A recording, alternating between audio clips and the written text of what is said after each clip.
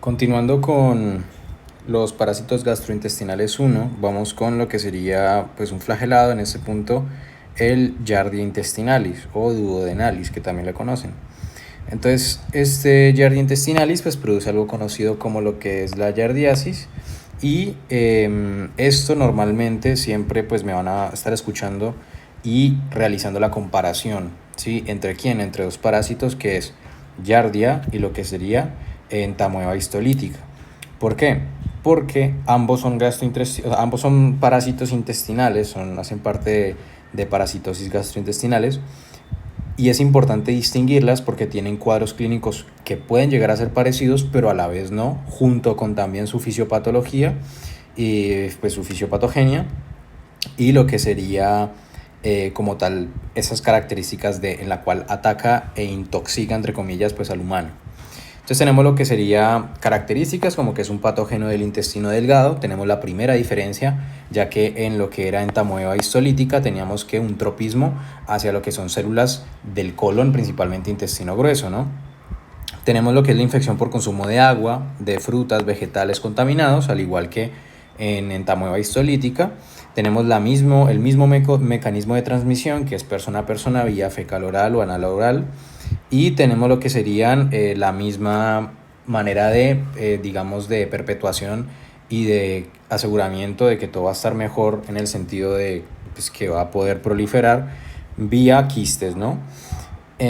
Recordar que habíamos dicho pues que es el intestino delgado. Por ende, el intestino delgado, lo que se encuentran pues son enterocitos, principalmente, como ocurre la mayoría de la absorción en este punto de intestino delgado. Lo que sucede es que lo que es giardiasis, pues la giardia intestinalis principalmente ataca y tiene un tropismo por aquellos enterocitos en borde en cepillo, ¿no?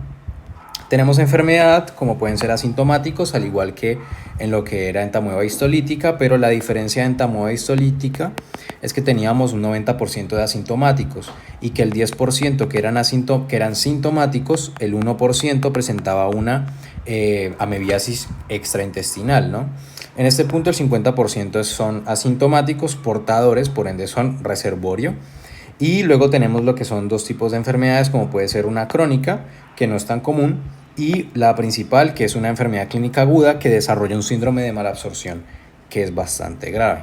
Entonces acá tenemos lo que es la giardia intestinalis, que la giardia intestinalis pues tiene características como que tiene carita feliz, pero pues no es una carita feliz, ¿sí? Es básicamente, son núcleos que se le dicen que son núcleos. Acá están los núcleos basales, o que pues son cuerpos basales, que básicamente donde se anclan diferentes tipos de los flagelos, ¿no? Entonces tenemos lo que son los cuerpos basales, tenemos cuerpos medios donde se insertan aquellos como tal flagelos. Esto recuerda mucho, por ejemplo, a la tricomona vaginalis, y también a lo que sería, digamos, la trypanosoma bruceigambiense, ya que tiene membranas ondulantes, tiene flagelos, solamente pues que la trypanosoma es un poco más alargado y más forma de pues de no tanto tan ameba, ¿sí? Y poco más, ¿no? Vamos con lo que sería el ciclo. El ciclo es muy sencillo, ya que se parece demasiado a lo que es la entamoeba histolítica. Entonces iniciamos siempre con un agua contaminada, un alimento contaminado, sea frutas, verduras, etc., que están contaminados con los quistes. Estos quistes pues son consumidos por nosotros en el estómago por el pH muy bajo, ácido. Lo que realiza es una exquistación de lo que serían estos quistes. Se produce la liberación de los trofosoditos a nivel de estómago duodeno, y cuando migran al intestino delgado, o sea, duodeno y demás, ocurre lo que es una adherencia, más no hay una invasión. Es decir, si tenemos las microvellosidades, ¿sí? Lo que es la giardia intestinalis no va a introducirse y atacar y generar necrosis en el tejido como hacía entamoeba histolítica, sino que principalmente lo que hace es adherirse al epitelio, y estos rebordes que tiene pues los enterocitos los va cortando, ¿sí? Entonces por eso se hace énfasis en que no realiza una invasión, por ende no genera sangre o no emite sangre, ¿listo? Tenemos lo que sería el borde en cepillo dañado, por ende si yo no tengo o si la persona no tiene unos enterocitos que tienen que estar fisiológicamente correctos con las microvellosidades, pues no va a haber una absorción y por eso desarrolla lo que es el síndrome de la malabsorción, que más adelante lo vamos a hablar. Tenemos lo que son los quistes y trofozoitos que pues después de generar todos estos daños pues van a seguir saliendo por las heces y por ende esto es importante en el tema de diagnóstico. Esto es bastante sencillo, acá tenemos el mismo cuadro, se parece mucho de hecho a la entamoeba histolítica. Tenemos la fase quística infecciosa, exquistación a nivel de duodeno y estómago. Tenemos lo que es la adherencia de trofozoitos a nivel de duodeno, intestino delgado. El trofozoito pues se sigue dividiendo por fisión binaria. Y lo que sucede es que se forman pues tanto quistes como trofozoitos que son emitidos por las heces, ¿no? En las heces pues tenemos diferentes estadios, es decir, tenemos trofozoitos y quistes, los cuales van a ser principalmente los quistes la referencia a diagnóstico, ya que pues sabemos que los trofozoitos no son muy amigables con el ambiente y por ende se degradan demasiado rápido. Si hablamos sobre la patogénesis, pues esto no hicimos tanto énfasis en clase, entonces pues no vamos a abordar tanto. Pero pues principal reconocer lo que sería esto que existen proteasas que permite lo que son daño a las uniones celulares, más no tanto a la célula como tal, produce una disbiosis, una depresión de moco y ¿qué otra cosa? Pues las adhesinas que sería la taglina y lo que es el GLAM1.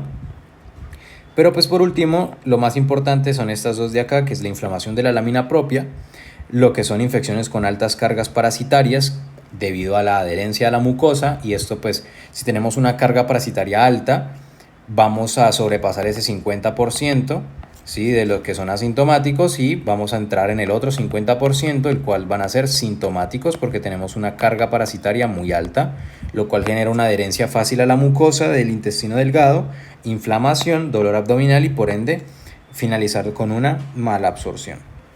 Entonces vamos a hablar de los cuadros clínicos que son sencillos, son tres, ¿sí? Nosotros hemos visto en entamoeba histolítica lo que son tres, digamos, tipos. Tenemos los asintomáticos, teníamos los sintomáticos, los asintomáticos pues que eran portadores, los sintomáticos que son amebiasis intestinal y tenemos lo que sería una amebiasis extraintestinal, ¿sí?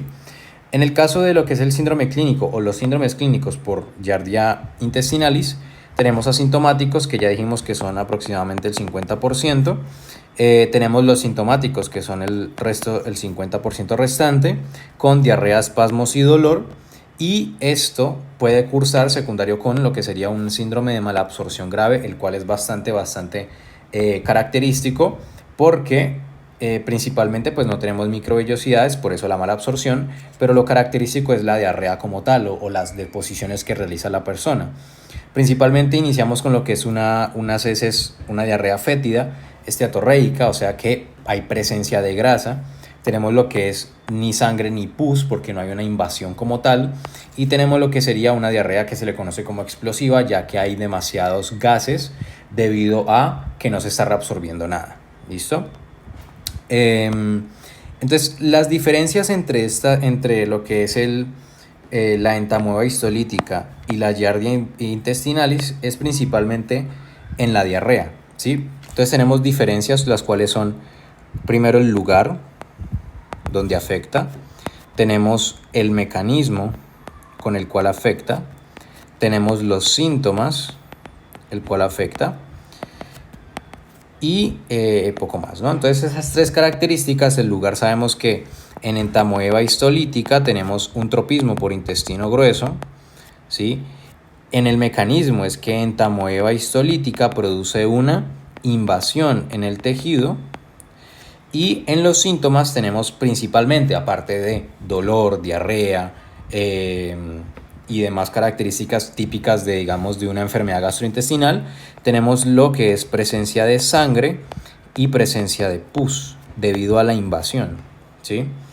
Diferente a lo que sería la Giardia intestinalis, que principalmente es intestino delgado. Tenemos un mecanismo que hace referencia a que es no invasivo, solamente es de adherencia. Y luego tenemos unos síntomas que son, de nuevo, fétidos, explosivos, diarrea sin sangre y sin pus, que es lo importante, ¿sí? Entonces, principalmente, bueno, y la presencia de grasas, que es muy, muy, muy importante, ¿listo? Que es esteatorreica. ¿Por qué la presencia de grasas? Pues por el simple hecho de que si no se está reabsorbiendo ningún tipo de nutriente porque no tenemos microvellosidades, en este punto o hay un acortamiento, no es que no tenga, sino que hay un acortamiento, lo que sucede en este punto es que, pues, por ejemplo, las grasas no se van a reabsorber de la manera adecuada y en este punto lo que genera es, pues, la propia expulsión, eliminación por las heces de esta grasa. Entonces son las principales características. Tenemos lo que es las vellosidades, observencia acá, las vellosidades, acá están los núcleos. Y bueno, pues tenemos lo que sería la Yardis intestinalis. En el diagnóstico, ya para finalizar, es bastante sencillo, es igual que el anterior, solamente que la diferencia es que tenemos tanto quistes como trofozoitos, pero los quistes van a ser los que principalmente se van a usar como diagnóstico. Ambos son infectivos, tanto los trofozoitos como los quistes, pero los que van a ser principalmente los diagnósticos son los quistes a nivel de coprológico seriado, ¿sí? También tenemos pruebas inmunológicas como aglutinación de anticuerpos antígeno, PCR, pero pues nos basamos siempre en lo más simple y lo más sencillo, que sería una muestra fecal con metodología pues seriado, y se van a visualizar quistes para especie de lo que sería Yardia e intestinalis, ¿no? Y ya, poco más, ¿sí? Las tres diferencias que ya habíamos hablado sería aquello mismo, ¿sí? Lo que sería el tema del lugar, si es intestinalis, si es Yardia o si es entamoeba, puede ser intestino grueso delgado, mecanismo invasión no invasión, la diarrea va a presentar con sangre o no con sangre, el acortamiento de vellosidades en el caso de Yardia, y lo que sería entamoeba pues no tiene un acortamiento de vellosidades sino una necrosis directamente. Y ¿qué otra cosa? Poco más. ¿Listo?